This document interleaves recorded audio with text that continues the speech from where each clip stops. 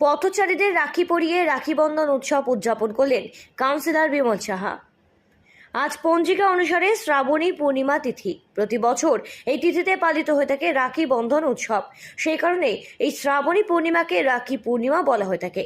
এদিন বোনেরা তাদের ভাইদের হাতে রাখি অর্থাৎ রক্ষাসূত্র পরিয়ে তার মঙ্গল কামনা করে, ভাই বোনকে সারা জীবন রক্ষা করার প্রতিশ্রুতি দেয়।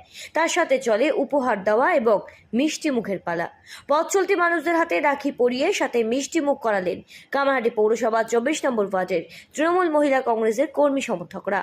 আজ সকাল থেকেই পথ চলতি মানুষদের হাতে রাখি পরিয়ে দেওয়ার সাথে সাথে এই দিনটি উদযাপন করে কামারহাটি পৌরসভার 24 নম্বর ওয়ার্ডের তৃণমূল কংগ্রেসের কর্মী সমর্থকরা।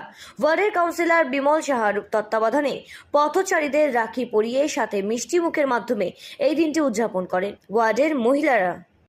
প্রথমত আমরা যেইভাবে আর্জি করে যেই মেয়েটিকে যেইভাবে নিঃসঙ্গভাবে নিঃশব্দভাবে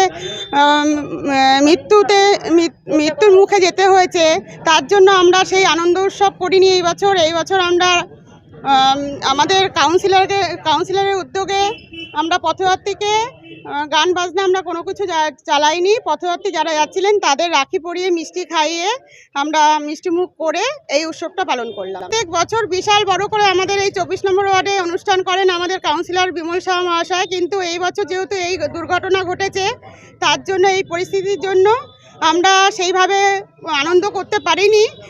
তবু আমরা রাস্তার পথযাত্রীকে একটু ভাইদের রাখি পরিয়ে মিষ্টি মুখ করে পালন করলাম এই উৎসবটা। এই বছরই হয়, এবছরও ভালো করে হলো এবং এই কামারহাটি পৌরসভার 24 নম্বর ওয়ার্ডের উদ্যোগে আজকে রাখি বন্ধন উৎসব অফিসের সামনে পালন করা হলো।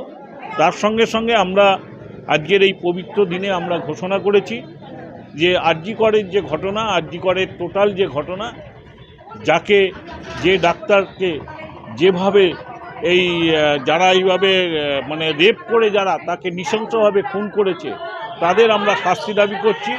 এবং তার সঙ্গে সঙ্গে বাংলার মুখ্যমন্ত্রী মমতা বন্দ্যোপাধ্যায় তিনি অলরেডি রাস্তায় নেমে বলেছেন যে সেই সমস্ত ধর্ষকদের তাদের ফাঁসির সাজা চায়, ফাঁসির আবেদন তিনি করেছেন যে যাতে ফাঁসি হয়।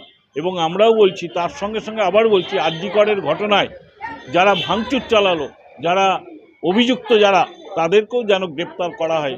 এবং হসপিটাল পরিষ্কার কথা, ওখানে মানুষ বাঁচার জন্য আসে, মরার জন্য নয়। বহু রোগী ওখান থেকে ফিরে যাচ্ছে। তাই ডাক্তারের কাছে আমাদের আবেদন, যারা এখানে ধর্মঘট করছেন বা আন্দোলন করছেন, আপনারা দয়া করে পরিষেবাটা ঠিক রেখে আন্দোলন করুন। কামারহাটি থেকে সেঞ্চুরি পোদ্দার রিপোর্ট, সঠিক বার্তা।